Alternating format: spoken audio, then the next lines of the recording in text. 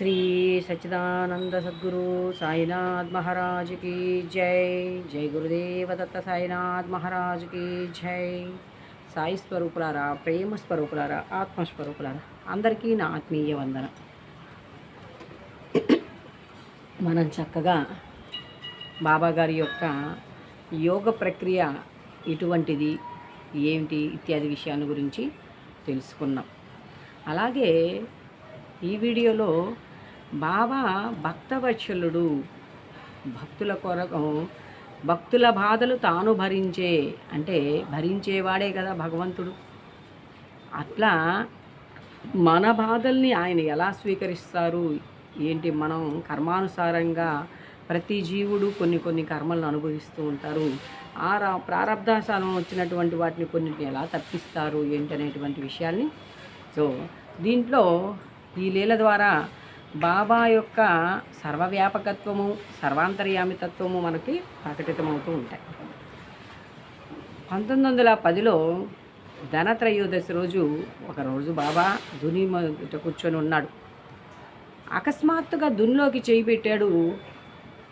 అక్కడున్న భక్తులందరూ కూడా నిశ్చేష్టులైపోయి బాబాని నడుం పట్టుకొని వెనక్కి లాగారు. మాధవ్ అనేటువంటి నౌకరు ఇత్యాది కొంతమంది భక్తులు ఆశ్చర్యపోయారు.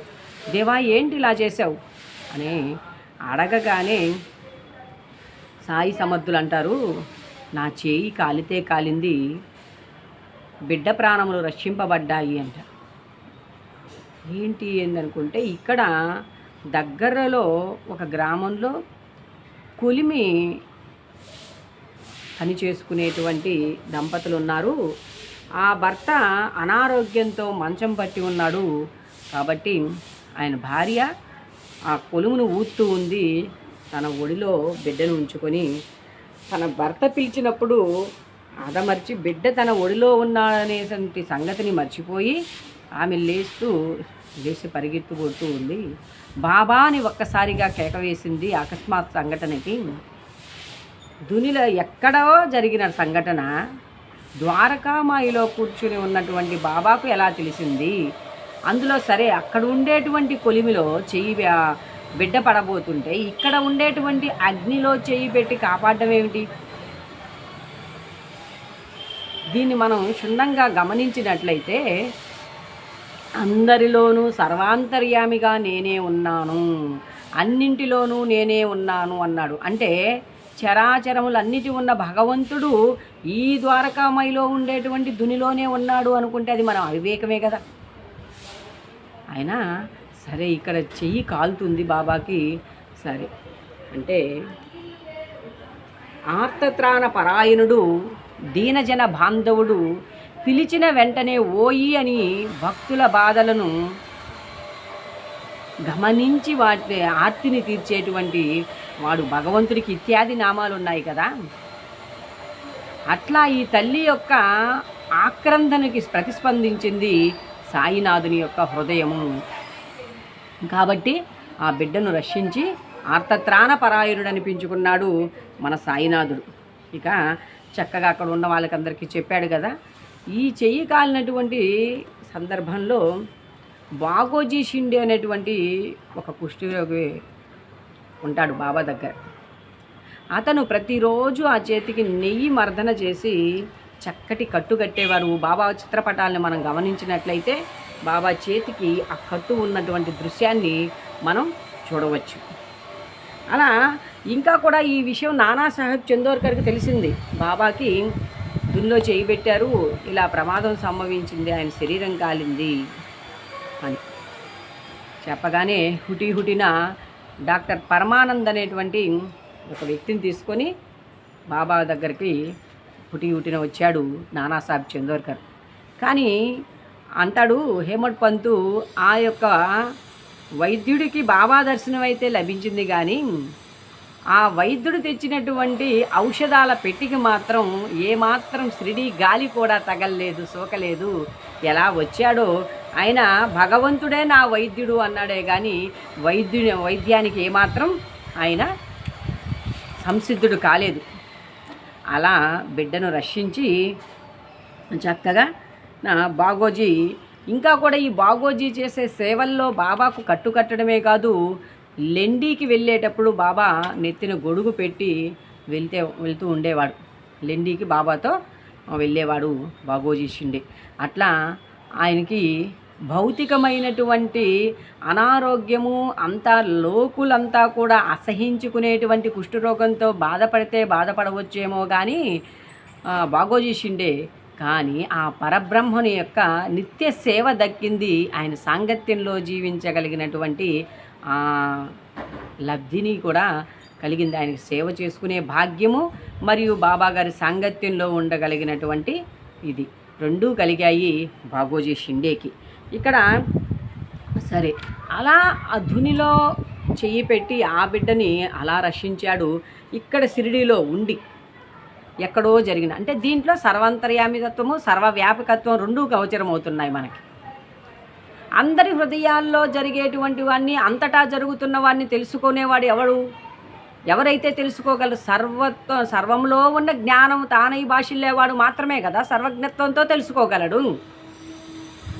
అలా సాయినాథుడు తెలుసుకొని సరే మరి ఇంకొక అద్భుతమైన లీల, దాదాసాహెబ్ కఫర్డే యొక్క శ్రీమతి షిరిడీకి వచ్చి ఉంది.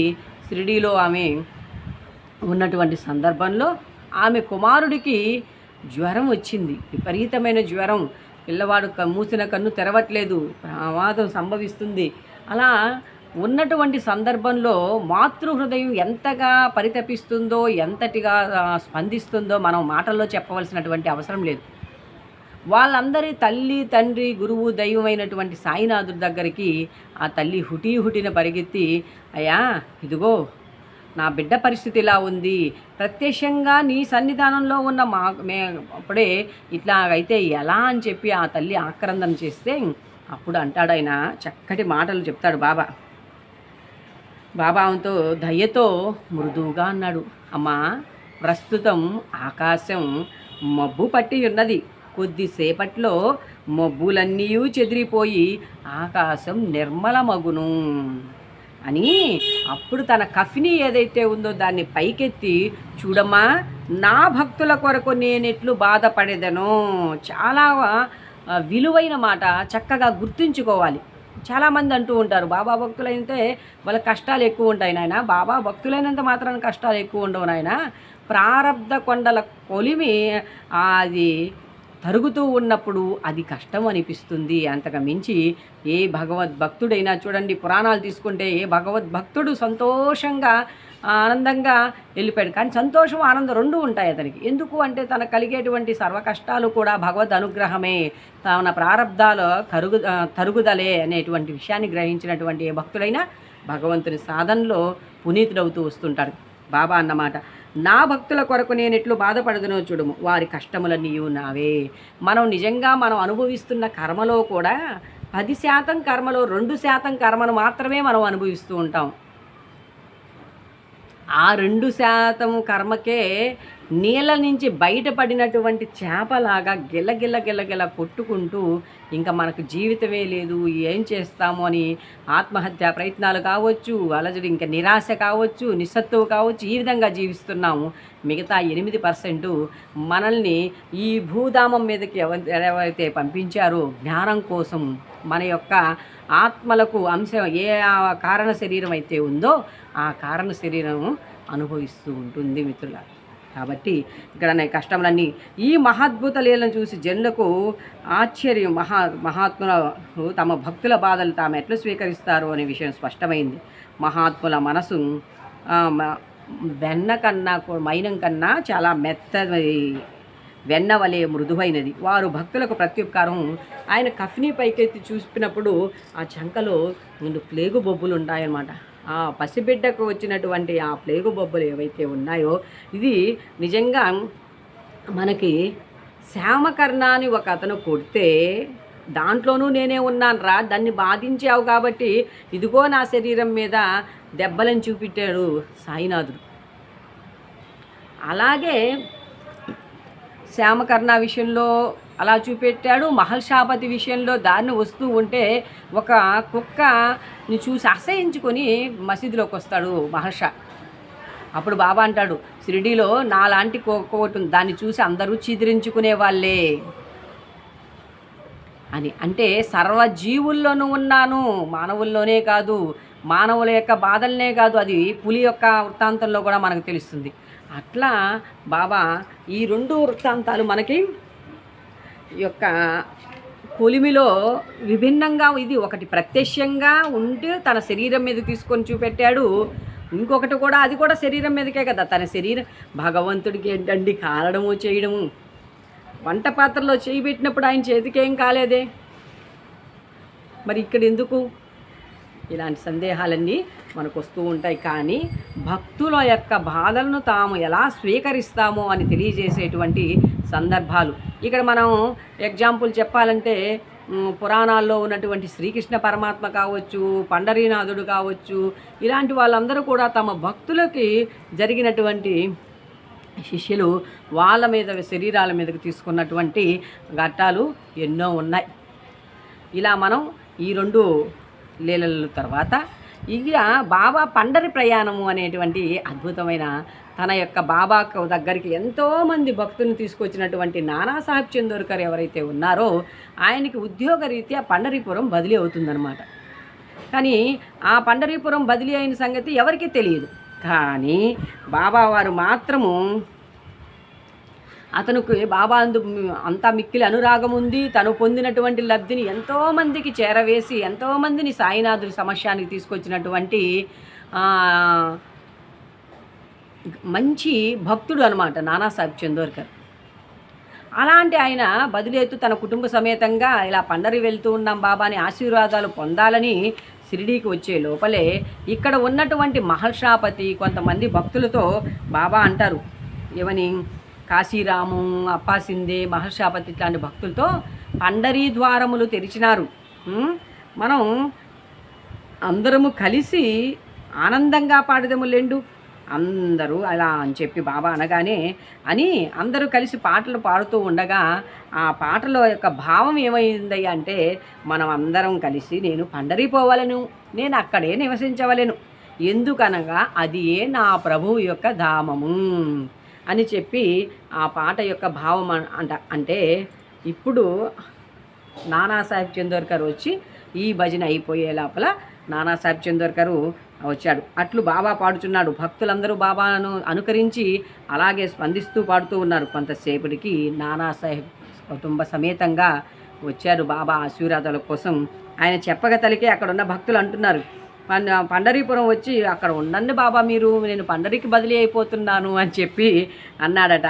అనగానే అటుల బ్రతిమాలుడికి అవసరం లేదు, ఏలన బాబా అప్పటికే మనము పండరిపోవలెను, అచ్చటను ఉండవలెననే భావాన్ని వ్యక్తపరుస్తూ ఉన్నాడు అని చెప్పారట భక్తులు అక్కడ ఉన్న వాళ్ళు. ఇది విని అంటే భక్తుని యొక్క అంతరంగాన్ని ఎరిగి భగవంతుడు నడుచుకోవడం అనేది చాలా ప్రేమతో కూడినటువంటి ఇది కదా.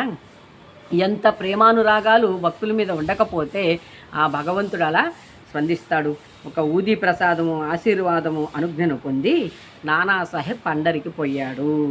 ఇట్టి బాబాలెళ్లకు అంతే లేదని చెప్పి మనకి అంతే కదా, అనుభవము పొందిన వాడికి, అనుభవంతో అనుభూతి చెందిన వాడికి దాని యొక్క అమృతం అనే రుచి, అమృతం తాగిన వాళ్ళకి కదా రుచి తెలుస్తుంది. అమృతం అమృతం అమృతం అని మాటలతో ఉచ్చరించినంత మాత్రాన దాని రుచిని ఎలా ఆస్వాదించగలము? కాబట్టి భగవంతుణ్ణి ఆరాధించే వాళ్ళు ఏ భగవంతులైనా రాముణ్ణి ఆరాధించే వాళ్ళకి రామతత్వం గురించి తెలుస్తుంది, రాముని యొక్క ప్రేమానురాగాలు అర్థమవుతాయి. కృష్ణుణ్ణి ఆరాధించేటువంటి ఆ గోపికల దగ్గరికి వెళ్తే ఆ ప్రేమతత్వం, కృష్ణుడు మాయగాడు అంటాడు ఒకడు, కానీ ఆ ప్రేమతత్వంతో ఆరాధించి ఆయన హృదయంలో స్థానాన్ని పొందినటువంటి ఆ గోపకన్యకులకు తెలుస్తుంది. అలాగే సాయి నాథుణ్ణి ఆరాధిస్తున్నటువంటి సాయి బిడ్డలకు అందరికీ కూడా ఆ భగవత్ తత్వం ఒక సాయి అనేటువంటి ఒక ఆకారంతో ధరించినటువంటి అంటారు కదా, ఒక్కొక్క చొక్కా ఒక్కొక్క అవతారానికి ఒక్కొక్క చొక్కా అన్నట్లు, అలా ఈ అవతారంలో ఆయన భక్త వత్సలుడై సాధారణమైనటువంటి ఫకీరుగా ఉండి భగవత్ తత్వాన్ని కరతలామలకంగా భక్తులకు అందించేందుకు వచ్చినటువంటి అద్భుతమైన అవతారం మన షిరిడీ సాయి అవతారం. కాబట్టి చక్కగా ఆరాధిస్తూ ఈ సమస్త విశ్వంలో ఉన్నటువంటి సమస్త విశ్వగురువుల యొక్క పరిపూర్ణ అనుగ్రహ కటాక్షాలు మనందరి మీద ఎల్లవేళ్ళ ఉండాలని మనసావాచ కోరుకుంటూ జై సాయిరామ్, జై జై సాయిరామ్.